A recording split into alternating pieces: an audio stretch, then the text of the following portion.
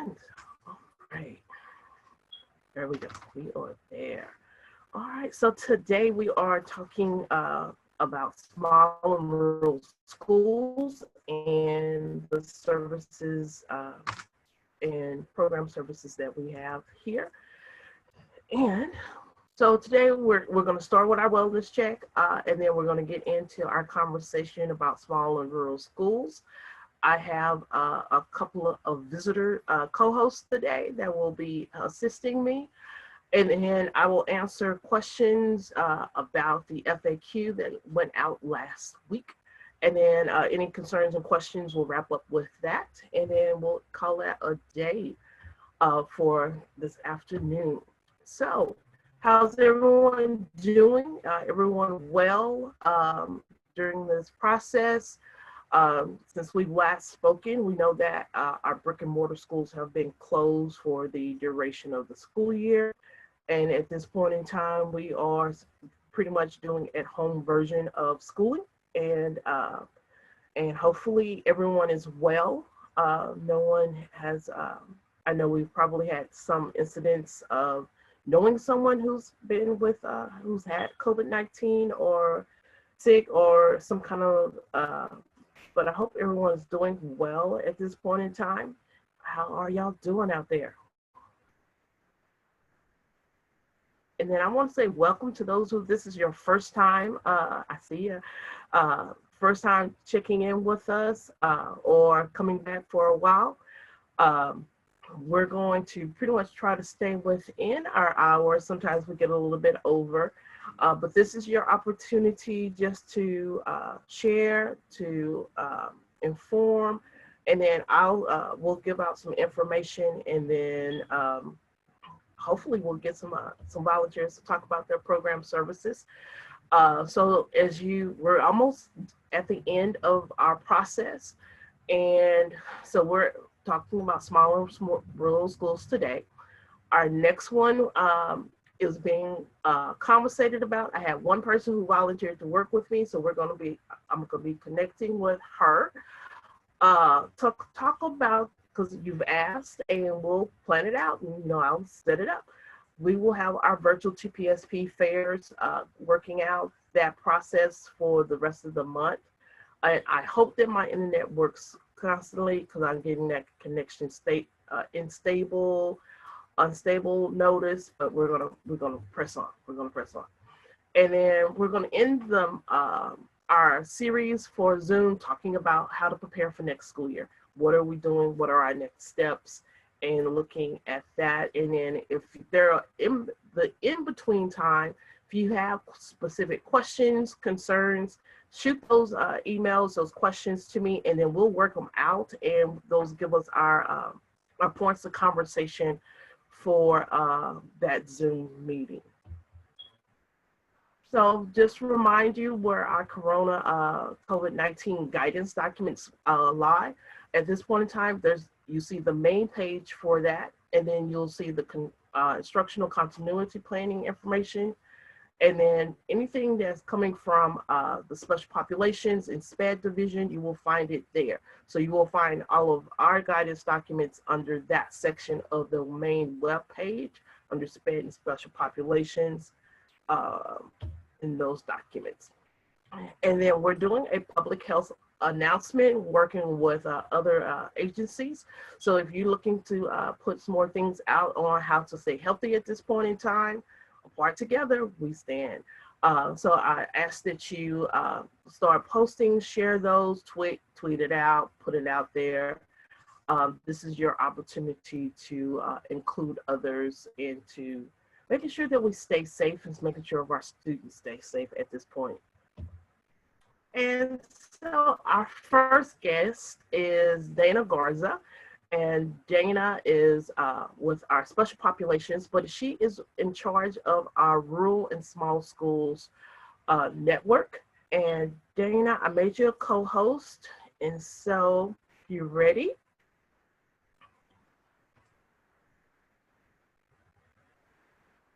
Let me unmute myself. Thank you guys for having me today.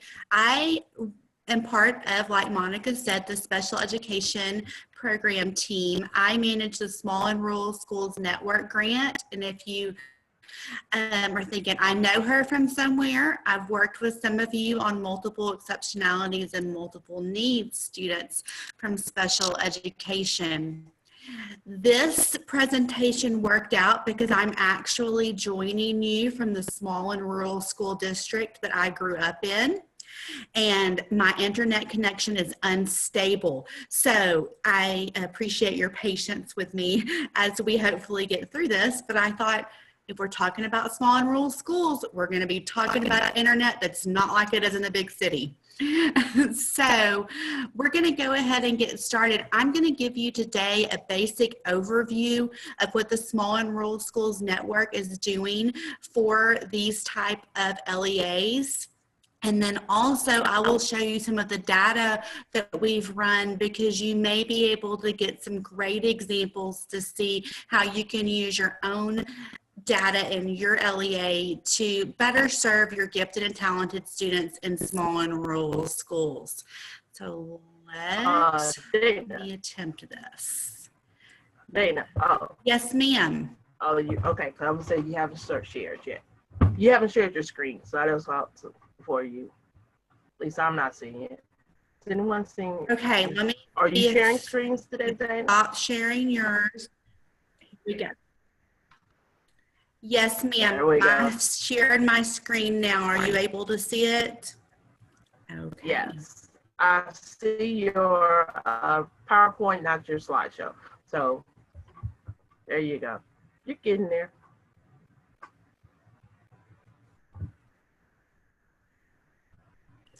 Okay. There we go.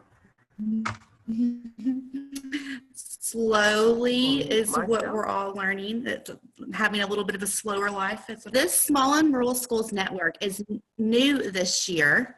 It is one of the 2 new networks that TEA is providing technical assistance for in regards to special education, but I do think that you will see some similarities for how it can impact your program. Okay, Monica, I'm going to let you please look at those comments. So what this network has realized is that you have to specifically address the educational challenges of our small and rural LEAs. We're developing training, resources, and certification opportunities for these LEAs. And we're also trying to provide our students in these LEAs access to a more equitable level of service. The network activities that we're working through this year is we are launching an evaluation capacity certification program, where if you choose to go back to school and receive your LSSP or your diagnostician certifications, you can apply and be reimbursed for those fees. The first cohort started in this fall for this process, and they're currently being reimbursed. You may want to check with your special education contacts if you know of someone in a small and rural school that you feel would be great to go back and get either their LSSP or DIAG certifications. They can apply and get most, if not all, of their fees and costs covered through this grant opportunity. One other thing that we did was in January, we launched a speech teletherapy program through Presence Learning. Small and rural districts applied to be part of this process to be able to start providing teletherapy services for their students. I don't know if you've realized this, but there's a need for speech pathologists across the state, and there's even a larger need for those professionals in small and rural schools. So they're participating in this pilot and providing us data on the effectiveness of this means of service. We're also a little bit not as much of a concern to you guys. We're working with our secondary transitions to produce best practice guides for small and rural LEAs. Not always what works in a mid-level or larger district is going to work in our small and rural schools. So we're working to get best practices just for those schools. And then we also are moving towards an online learning experience on the website. Some of us, when we think of a rural LEA, we have exactly the image of what most of those small and rural LEAs are, but the actual definition of a small and rural LEA in Texas, we're using for this grant, but you'll see across the bottom of your screen now the definition that the agency uses for the different types of LEAs that we have within Texas, and you'll see that based on the 1718, 461 districts that are represented in that rural category. Texas actually has more rural schools than any other state in the United States.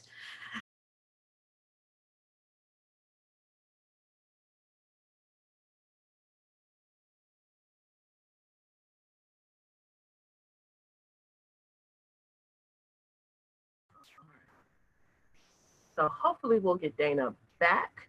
And when she gets back, I will make sure we find out the name of that teletherapy service provider. And then hopefully when she gets back on, we'll just pick up from there. But you know me. So we will. Let me go back to sharing on my screen.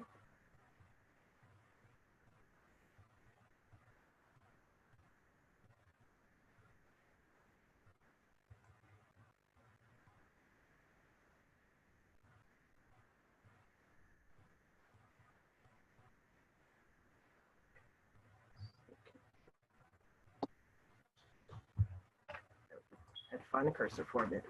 All right. So as we and hopefully she'll pop back on in a little bit.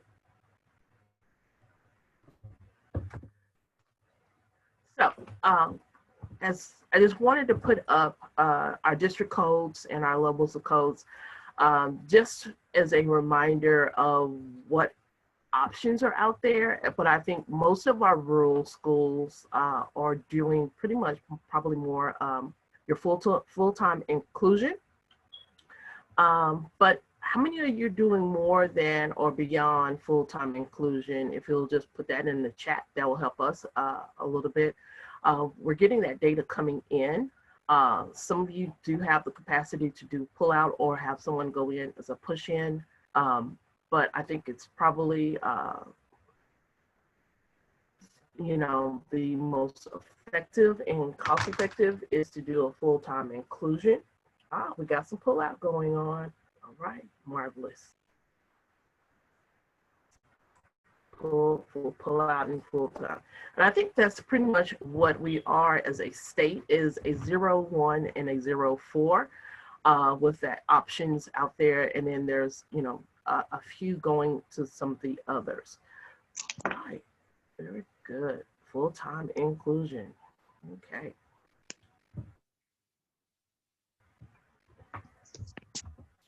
So I just wanted to talk about demographics and how do we look at demographics. And I hear someone is unmuted, and I'm going to there we go. All right. Just to look at a small school district, their total enrollment is 1,255. As you see here, and this is actually a school district here in the state. I just pulled out their data, just did their student pop, and they're looking at, this is what their numbers are. They are, as you see, pretty predominantly a white community with Hispanic and as your next largest population, and then 2 or more, and Black or African American as the kind of coming in to third and fourth. But when you start looking at the numbers and you start looking at the demographics of this, so this is their GT population. And so pretty much they have 14 students. What is this? 38 students identified for gifted and talented program of their white population. And as you see, they're looking at 457, 524. So there's still a little disparity in when you look at those numbers there. And then when you ever see in your data points, a negative 99 is pretty much less than 10 students. And we do not identify anyone, any pops less than 10, because then you pretty much know who those students are as a part of your indicators.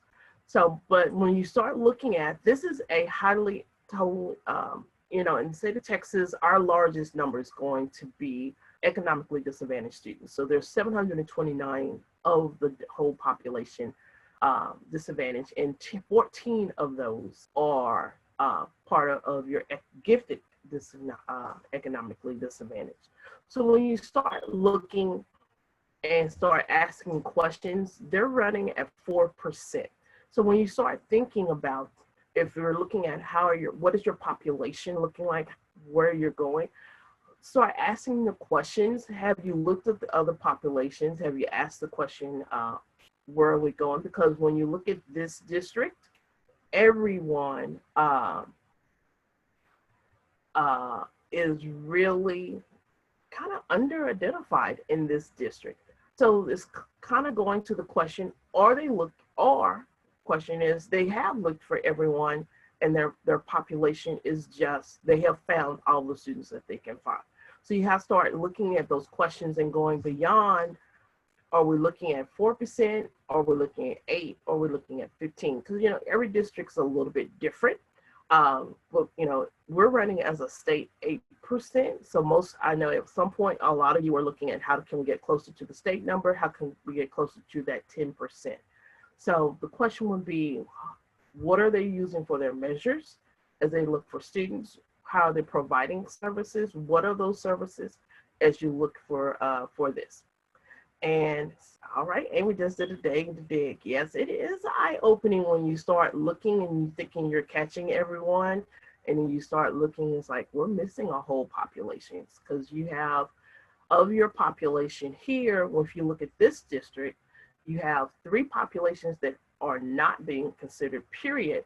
And then, if you've been in the state and you've been in gifted and talented education for a few years, I know when I was still in the classroom and they were doing the deck visits, which was a visit from the state, looking at your gifted and talented program as a district and a campus wide.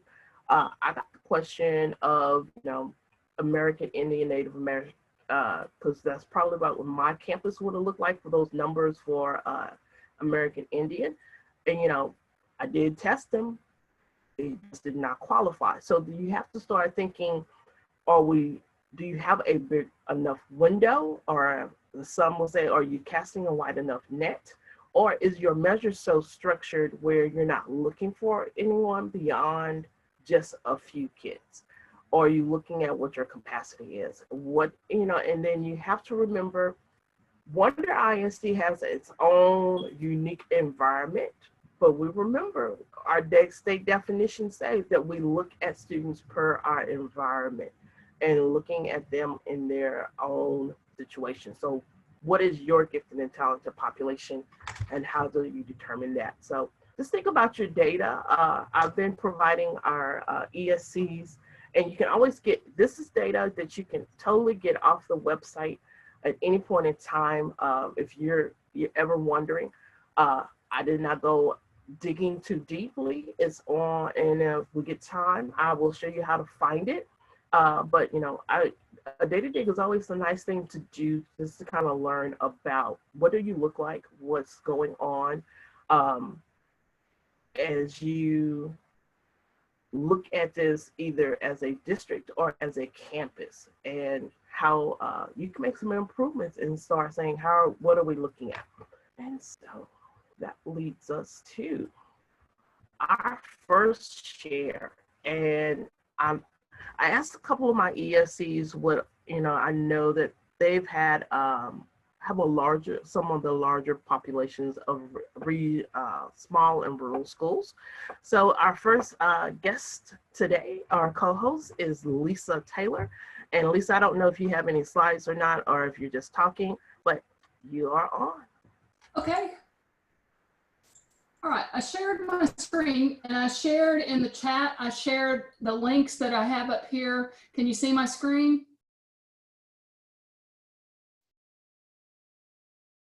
We can now. Okay. So basically what I did, I have my contact information up there. I put it in the chat box as well. And so for talking points, I just pulled some demographics off our webpage so you would know what we're talking about number-wise. And then I put our GT co-op page, because everything that we do in the GT world for Region 9 is based for our co-op, and most of our schools join that co-op. So if you look at our demographics, we serve 37 school districts, which means 37,500 students over 113 campuses. We're pretty well spread out, about 2 hours each way from Wichita Falls. Wichita Falls is our biggest city, followed by Burke-Burnett. And those are our two largest. And then everything under that, you can find out more on our webpage if you want to know more of the demographic parts of it. But in that, we have almost 3,000 teachers that serve our students in that area. And so just some of the ways that our schools, since they are so small, they may only have a handful of GT kids, or maybe 1 or 2 kids in the whole elementary or at the high school level.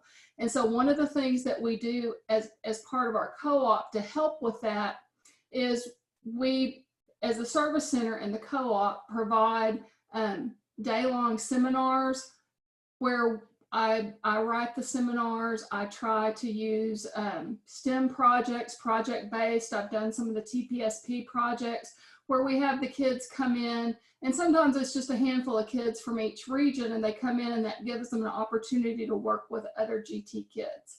And so I have the, we do them on a rotating basis. 1 year I'll do 1 through 3 and 6 through 8, and then we alternate, and the next year we'll do those others. We're looking in the future of doing maybe some of the TPSP project shares, things like that, so that we can showcase some of their activities. We also, one of the other things that we offer is the credit by exam. The schools don't typically take care of that themselves. It's part of the co-op. They join, and then I proctor all of those in March, June, July, and October, so that they don't have the personnel to be able to do that on a continuous basis. And then I just gave you the little bit of the professional development that we offer. We do the 5-day GT Foundation, excuse me, face-to-face and online on a rotating basis. I collaborate with our other content specialists, because a lot of our districts want their content people to have their GT update in their actual content. So I work closely in collaborating with those content specialists to make sure that they meet the criteria to be beneficial to our GT kids.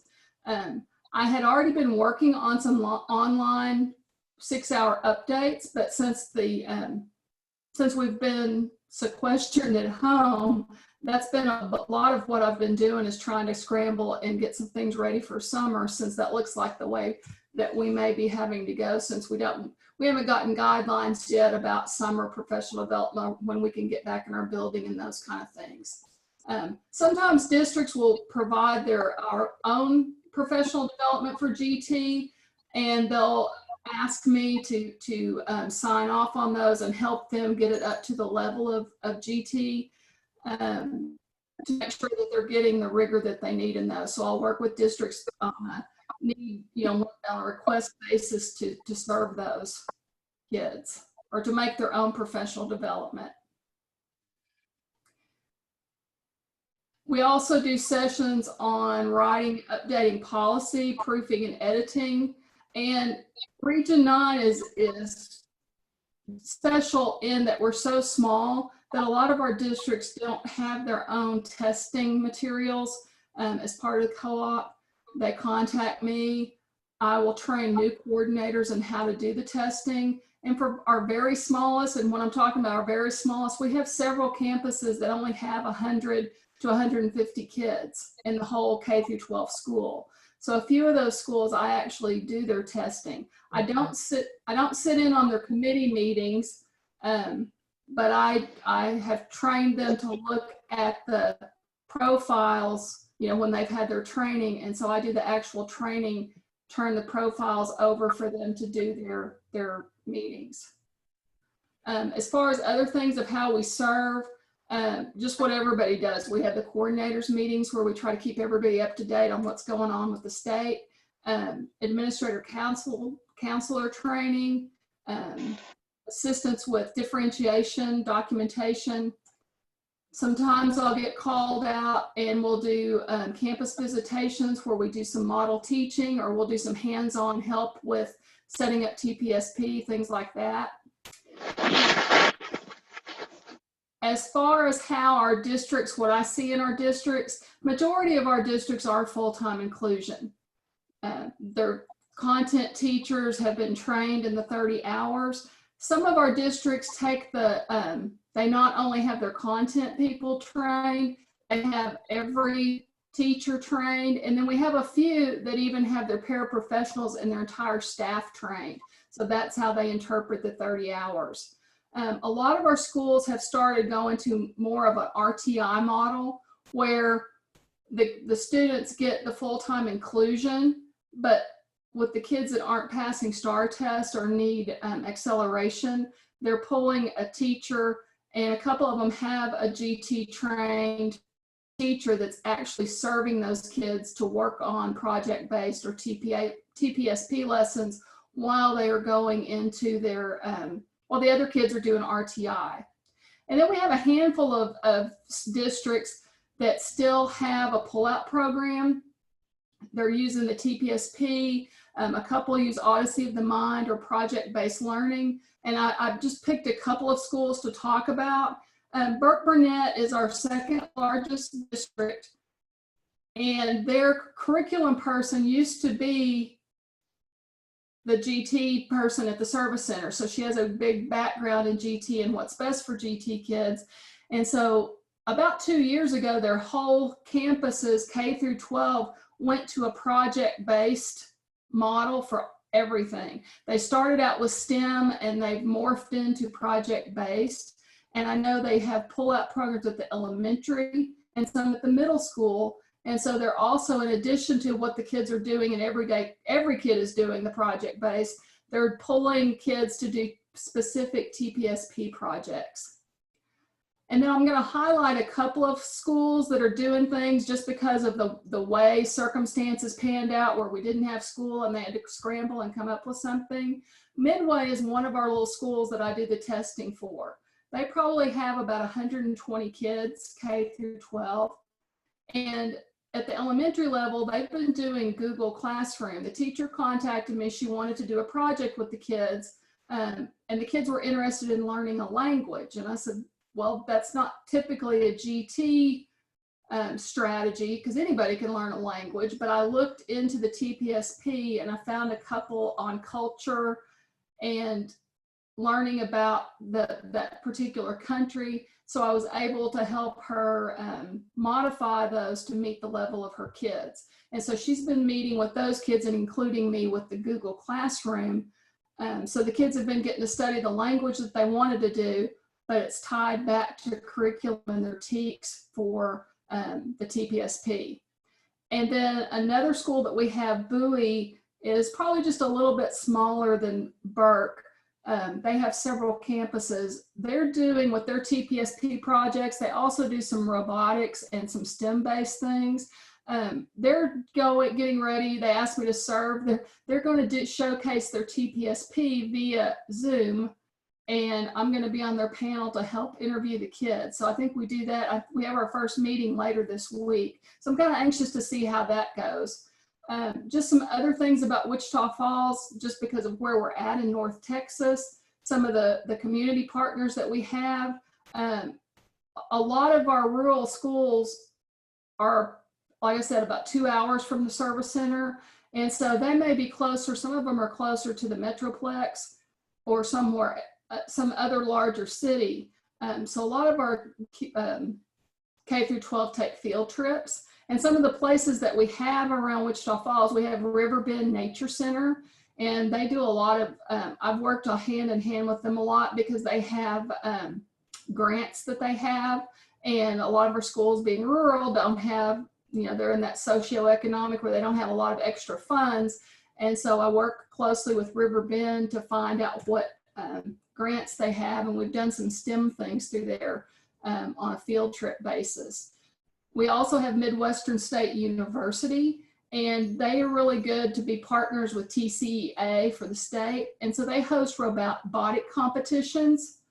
And then usually we have a STEM day at the service center that we get ready. And we also have a new business. I have not personally been there, but I've seen their webpage and I've had some teachers tell me about it, and it's called Crashworks. And it's a new elementary age business that started up where kids can go in and do STEM-like activities there. And I'm going to be honest, our biggest struggle, I think, is what it is with a lot of the secondary, because of scheduling. We have a few that are doing project-based learning, but most of them are struggling.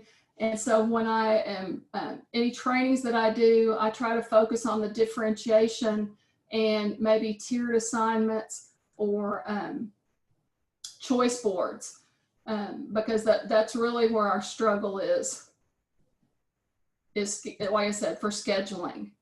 So that's kind of an overview of our process, the things that we have available, how the majority of our schools are serving. Do you have any questions? So at this time, Lisa, there have been no questions. Pretty much everyone is, the chat has been about the data dig and going into looking at those resources, but thank you. But did someone just say they like the the student seminars, and so can you give just a little bit more in depth, just a touch on your student seminars? Okay. I usually I have a love of science and art. And so when I come up, and I know the arts especially are things that are kind of lacking in school because we don't have the time for it. It's not it doesn't seem to have the priority. So when I write I write them myself. And so I usually try to pick things that are current, things that I think kids will like at that time. One of them I turned in, if you look at the TPSP and you look at what pet should I get, I did a seminar first. I wrote it based on Dr. Seuss's, because I love children's literature as well. I wrote what pet should I get, and I set it up with science activities, math activities, and then a couple of years later, we were charged with adding to the TPSP bank. And so I was able to take that, if that's one you want to look at, in the TPSP website. I believe it's a kindergarten lesson, and it's called What Pet Should I Get? I also I do a lot with Texas Wildlife, and they have kits that you can get. And I'll look those resources up, and I don't mind sharing those. I'll look those up because those are really good, and a lot of people don't know about them. You can get kits, wildlife kits and things. I did one on animal adaptations for middle school, and I was able, they had all the animal pelts and all the bones and things that you're not going to run out and want to buy just for one use. But they had all of those, and I tied them to science, math activities. We've done STEM fairs. I did one just on the history of chocolate and going into the enrichment and all the research behind. So a lot of science, and I try to focus on science, math, and because our content people come in and help me with those. It's a half day, they're usually half-day events, and I have stations set up where the kids rotate through the stations. I usually have them meet as a group. I explain to them, I give them an overview of the day, kind of set the purpose, and then we do breakouts where they go and travel around the different stations. I usually have 4 or 5 stations that they visit throughout the day. And so they do a little different activity at each station. But you have my email up there. And if that's something that you're interested in, I can surely send you some of the ideas, and I don't even mind. I did the ones I did most recently. I did one on millions and millions of bats, because again, I have those connections with Riverbend and some of the places that we have. So it's pretty much just whatever for high school. Sometimes I brought in some improv people before that have worked with the kids. I've done a STEM day. We also have Kemp Center for the Arts, and I've had them come in and host a middle school and a high school event for us, where I help them write the lesson to get it up to that GT standard, and then they would do the art pieces and the literature that went with it. So that's kind of how we approach those. I look at what's kind of current, what's hot, what are kids struggling in, and I try to focus them on those. Thank you, Lisa. And let me.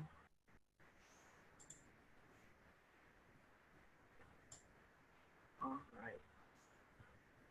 And we got some good info in the chat. So Lisa, I think you have one other question. What Dr. Seuss book was it that you based your theme off of? Hey, it's actually the name of the book. I'm typing it in, what pet should. Okay. Or it may be what pet should we get, but I'm typing it in. And Lisa, there's another one that he wrote too. It's Oh, the Pets You Can Get. So there's 2 by Seuss that work really well with that unit. Yeah. Great unit. Thank you on it. You're right. You're welcome. All right. Thank you, ladies. All right. And then as we also address your district manuals, I know this might have been the hard part of the new implementation of the state plan. And what do you put in it? What do you include? Why do we need one? And basically, your district manual is either your procedures, your guidelines. And so I know that even with this transitional time, and some of us, it's one point where the program director of 5 different things. And so just to assist in making sure that there's some kind of uniformity, someone knows what's going on. Basically your program manual. And if you want, I know that some of our ESCs have been working to help develop those. If you want a session, we can kindly have a couple of Zoom meetings just to talk about what's in your manuals, review, have those conversations and looking at those. But, basically it should give the information of what are your program options, what are enrichment opportunities that you're doing, those services that you provide, if you're using TPSP or if you're following along with the curriculum, but you're adding in pieces to that. That's where you'll put those kind of information in. If you're doing, and I will suggest, especially for our small and rural, you may not want to necessarily do one, because there's going to be an internal or external. We've talked about that.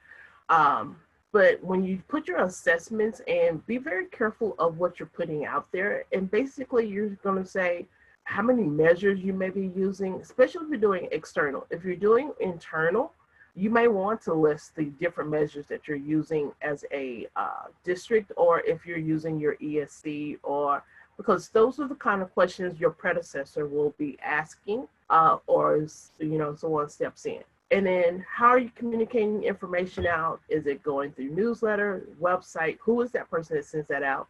When does it go out? How does it go out? How do you announce to the community that, you know, it is time for referrals for gifted and talented? And then your contact information. I think that's the hardest piece to find for certain things. I've done a website dig a couple of times over the years, and for some of you, can't find a piece of gifted and talented information anywhere on either your websites or any communication.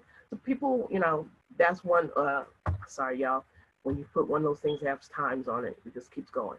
And then looking at your funding, and I think that's one of the things I've heard you, we'll talk a little bit more about funding and those policies, but what are you budgeting for? How are your expenditures? What are your procedures? You know, if you're doing field trips, what is allowed on those field trips? What's not allowed for those field trips?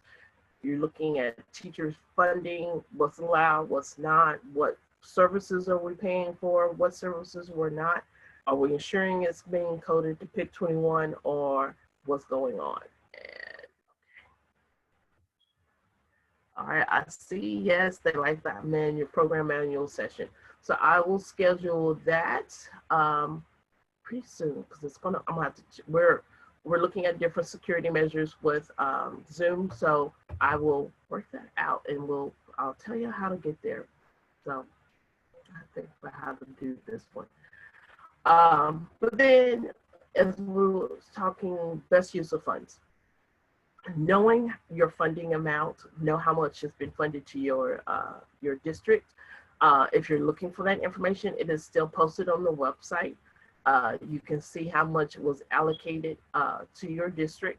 But what breaks down your budget? Ensuring that once it's those expenditures are following the money that's coming in. Remember, we do have allocations in that basic allotment for gifted and talented. And then what's allowable and what's not, and how are you documenting that and how you're backing it up to say this is part of our program services. So looking at that. Right. And then just kind of a few questions to consider when you think about, were the funds used for GT students? Did it align with your GT services? And then can those expenditures be linked back to a standard in the state plan?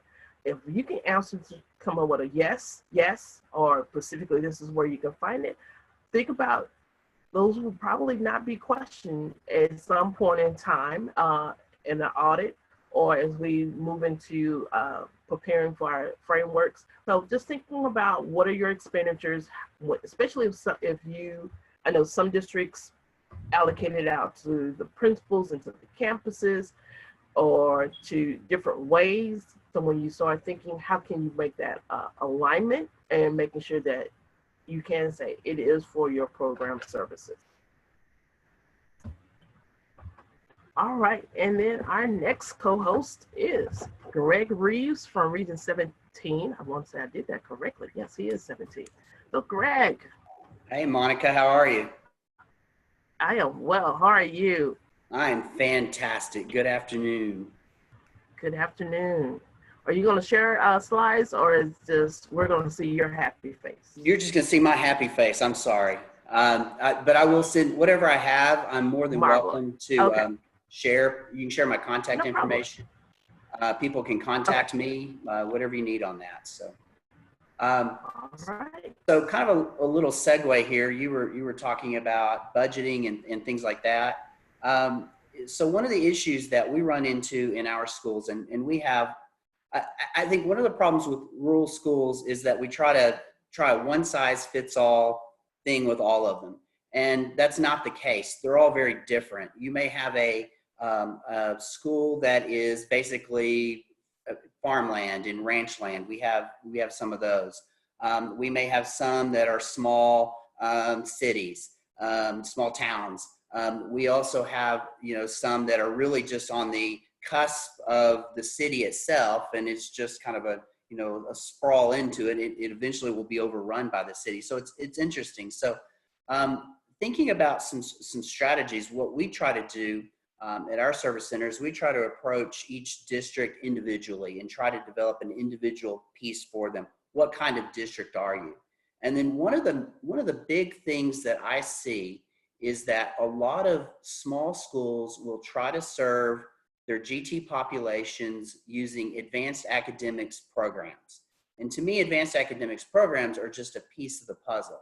And so what I really encourage our districts to do is to make a clear divide on that we have advanced academics programs and that we offer GT services. And the major difference is that advanced academics programs are open to any student in the school that wants to come in and try and attempt things, whereas GT services are very specific for kids who need them in order to be successful. And I think that's a really clear line to make with your parents, with your school. The other issue that we'll see coming in is that there's a cultural piece to rural schools. There's a certain state of mind that these districts tend to have, and if you're from a small school, you know this. Number one, rural schools tend to be very compliant. They like to check boxes and set things up. But in doing that, sometimes there is not much going beyond that checking the box. It's almost like we check the box and, okay, we're good now. We can't go on. Also, we find, especially in my area, things are really kind of slow to change. This is a very conservative area. It will not be particularly progressive in education things, and so it will not change quickly. So we're not going to change quickly, and we're going to be very compliant. And so sometimes there's not a real push or understanding of why GT services are important. And so one of the things that we try to do is talk about the advantages of having a GT program. Because if you compare it, football will win out over GT every time. So how do you show that GT is important to your stakeholders? Well, one of the things we like to talk about is, hey, look, you don't want to lose these kids in your district. By serving them, it is in a way a magnet that pulls kids into your district, keeps your best kids in-house, and keeps you from losing those. So, what are some things that you can do with that? Well, when it comes to identification and referral, we really push localized norms. And that's one of the things that I will do. We will go out and try to find assessments that are fitting for the district. Our service center, and not all do this, but we will purchase some assessments that we will check out to small districts to use. And then our larger districts can check them out just to see them. But if it's a small number, we'll actually let our small districts do that. And then we will actually help them localize the norms for that, because you're dealing with very distinct populations there. Also, a lot of our rural schools are dealing with poverty, like any school in the state, honestly, but those issues with poverty, how can we find things there? One of the issues, or one of the things that we will often focus on is not necessarily the assessment, but we like to train teachers to be able to spot GT kids. And the reason I like this is, as a teacher, I always knew that even if that kid wasn't identified, but in my content area, I really knew they were gifted, I could still treat them as a gifted student. So I want to help those teachers do that and to spot those GT kids. And it's building it around the services and not a person. What happens in small districts a lot of times, I know you guys see this, is it that person that has done a great job, an outstanding job putting together our GT services, they move and they take the binder with them. And so now there's suddenly no GT services at all. And I get that call all the time. Hey, we don't have anything in place. We don't have anything set up. So we'll do those kinds of things. Also, one of the things I think is often helpful is doing that ongoing assessment throughout the year that we're constantly checking. There's some advantages to being a small school. There's advantages to being a rural school. With numbers, there's a lot more flexibility in the schedule in those kinds of things. And so we try to be innovative with our schools and how they can set that up. We have anything from, like Monica shared, mainly 1s and 4s, but we've been looking at other ways to make them 1s. How can you pull in a push-in teacher? How can you share things? Lisa talked about putting together kind of a thing at their service center where students kind of come in, and we want to do more of that type of thing where students from around our region can come and share their TPSP projects and have those opportunities to put things there. So one of the big things then that we'll push with these stakeholders then is, can you come in and, you know, if we do this, we're going to draw more students into our district, where our test scores are going to go up because we're going to have stronger students in our district, and that's a way of getting people to support them. I know that there were a couple of questions on high school, and that's a toughie everywhere on things. But not everything, certainly academically, we want to approach ways of accelerating them, but they also need time to talk with counselors. This is one of the big things in our small and rural schools that I'm often seeing with students, is they don't understand what options are out there beyond their community of going off to school. They don't understand how to get there. Many of them are first generation college students. They don't know how to get there, and that's a good place. Why can't GT Services be part of that counselor, spending 20, 30 minutes a day talking to those students, giving them options on just counseling them on college options, counseling them on just what is it like to be GT. And so I think that's a great way to go through and do that too. And then making the community aware of the benefits on it as well. And because so many times I will see in a lot of our districts, they're not doing parent meetings. They don't know how. That's something that I will do as well, is I will actually go out and either at the service center host a parent meeting where people can come to us, or I will go out and do a parent night with them to kind of give them that information on things. So that's just some of the things that we've done on that.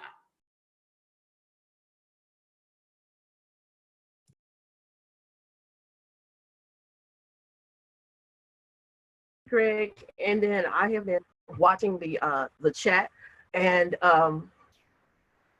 so looking at some of your conversation pieces, and I think secondary has been an issue for a lot, and I've been thinking, and today I've been thinking while we've been conversating, it's like,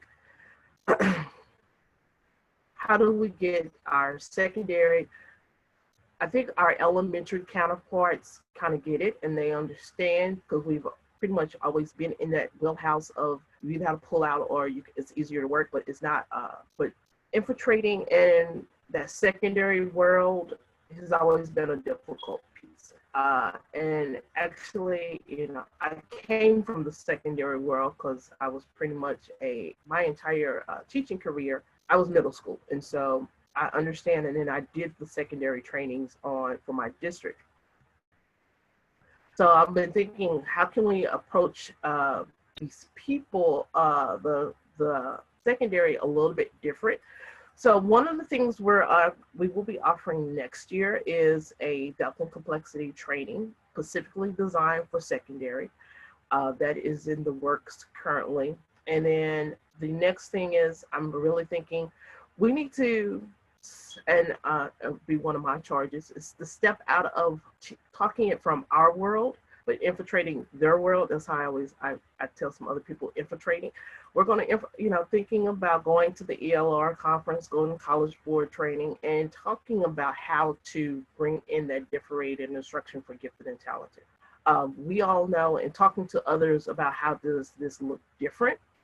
And then when you look at dual credit, because I know there are some people that approaches it differently, and what are those standards and how are you looking at that to say if it's a gifted and talented program service option or not? I think those are some open conversations that we need to have that conversation with, to look at what are we looking at when we're saying it's a dual credit and it's going to be allowable for GT or not. And then working with our counterparts in the curriculum and instruction and looking at their curriculum, especially how do you build up, especially when you're thinking pre-AP, because I know a lot of the districts are not going into purchasing that program services of pre-AP that's going to be offered by college for in the upcoming years. How do we look at our middle school program services? How do we build up that structure and improve those services there? And so those are just a couple of things that we're looking at as we go forth. So I see Janet's statement. A lot of districts do give 18 hours of training for the APSI or use that for their update. Also, there, you can also put in after if especially you're new or at some point they do a depth and complexity to help bring in that rigor and bring into that differentiated piece into your curriculum, because they still got to have an update. And you can't, a lot of them, because APSI, they're week long, because it's expensive, you can't do that every year. And so looking at some other options there. And so, Monica, Kay so I wanted to, great. I was going to say, Kay Shirtliff Yes. and I from Region 10, we actually have a workshop that we do called Putting the GT in Your AP, and really trying to show AP teachers that the GT and AP are not the same, kind of showing where that is. AP differentiates, the content is at a higher level, but the other pieces aren't there. And so we've done something like that if people are interested, they can contact me and we can visit about some things that go into that. Thank you, Greg. All right. And all right. So Cecilia has put that statement out there that she's required for those to go into that update, to go into do a test complexity and some others. I just wanted to put out and remind people that we have the program implementation resources out there. If you've been around, this used to be the small schools resource guide, but we built it out as a website. And so here's some great resources. If you need some documents, some tools, if there's something that's not there that you need, please let me know, because we look to assist you and build out our documents constantly. And so as we move towards the closure here, I want you to just think about your district and what is your program design? What are your options at all levels? I know secondary is a hard piece, and I think you put it out there earlier, and I think that's going to be one of our main points of conversation in our DT Tuesdays for next year, is how do we do program services, improve those services at the high school, and how do we infiltrate that world and change that up? And so we'll be throwing some of those out there. And then what is your current method of identification? Remember, some of those are outdated. Some of them need to be updated. Some needs to change. Is it pulling the population that you're looking for? And when you start thinking about that criteria for identification, is it still effective? Is it still pulling the students that you're looking for? Or was it developed in 1970 when they started the program there, and it's been the same and you don't know how it got there? And then what accommodations are you making for your special populations with assessment and within your program services? And then who's involved in that process? Is it at the district level? Is it campus-based? What are you looking for with your students?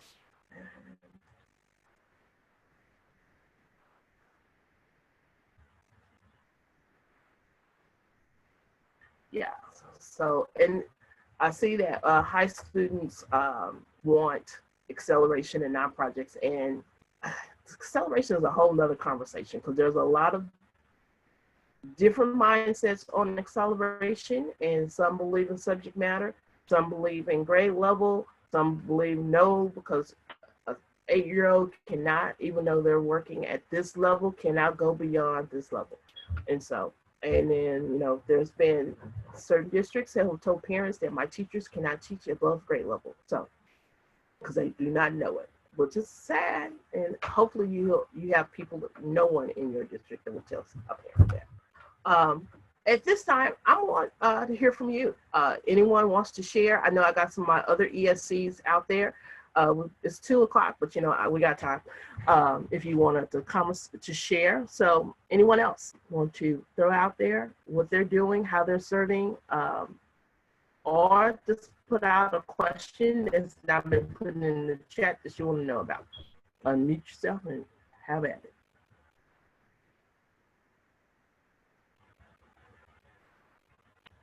Anyone?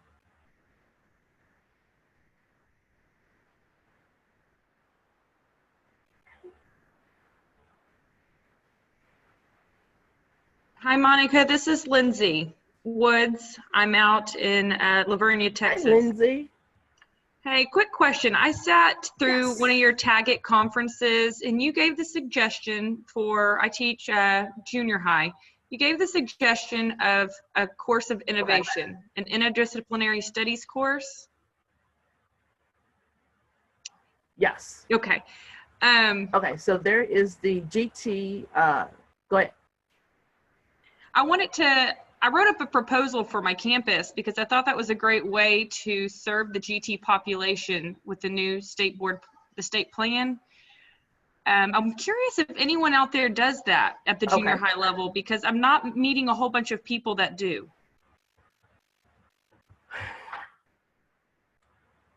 Let me find out.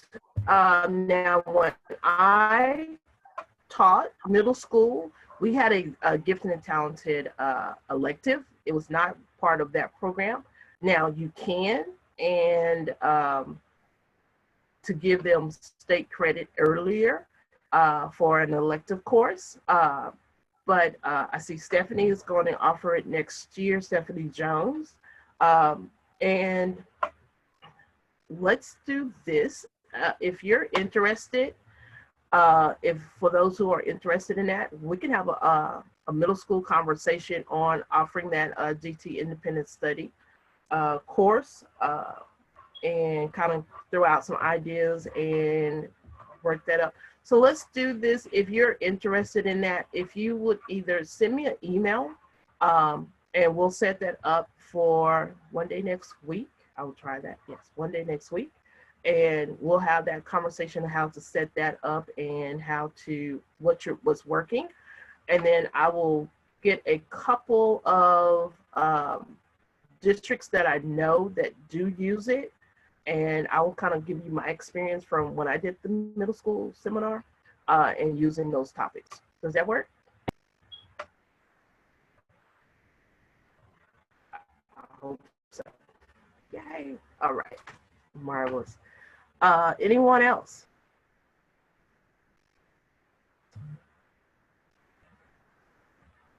All right. So going into, I hope everyone has seen, if not, had an opportunity to find it. As I said, the COVID-19, our GT guidance has was finally approved and posted.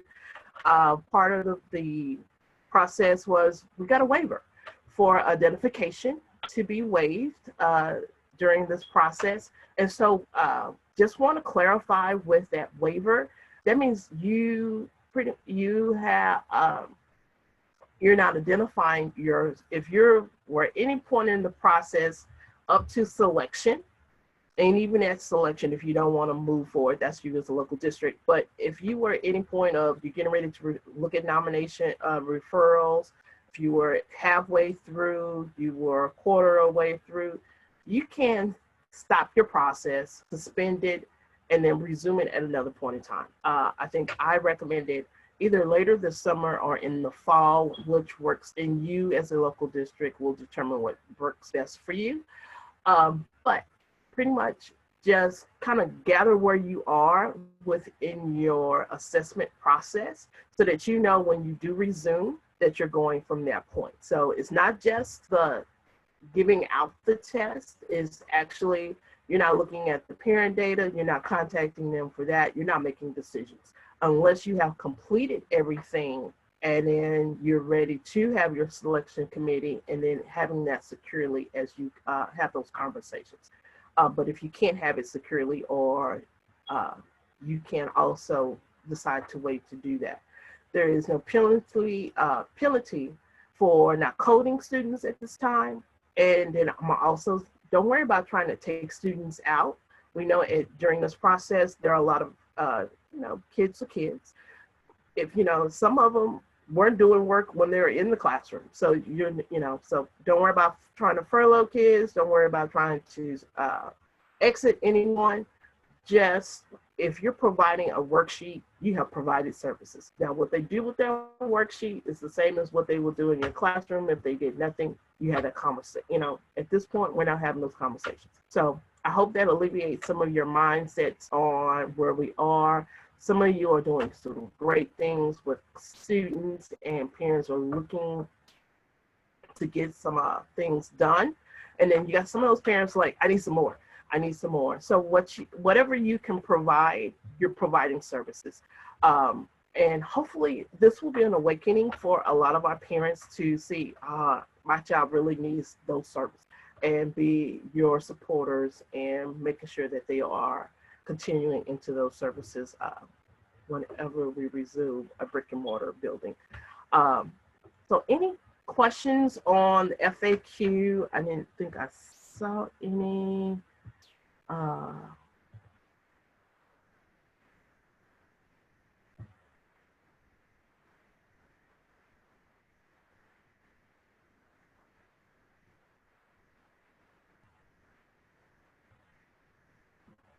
right.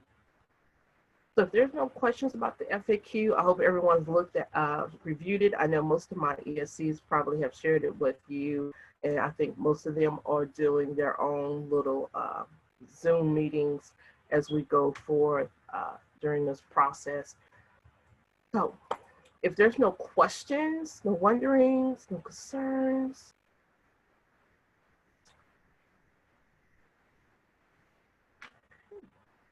so pretty soon I will have all of this posted, and I'll have Dana's website, also PowerPoint. As you know, we're living in this time of unstable internet services. And so, but I hope everyone stays well.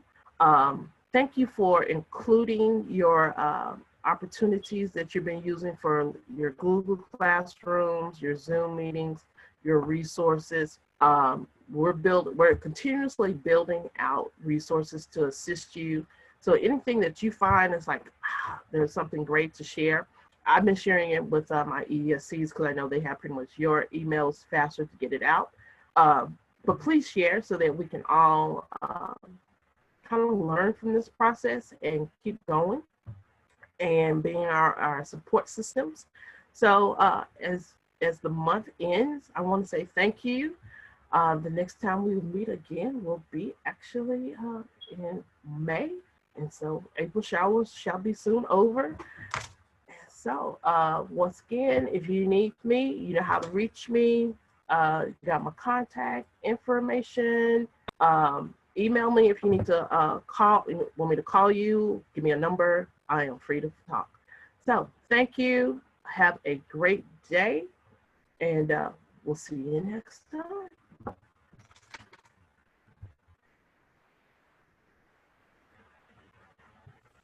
Thank you, Monica.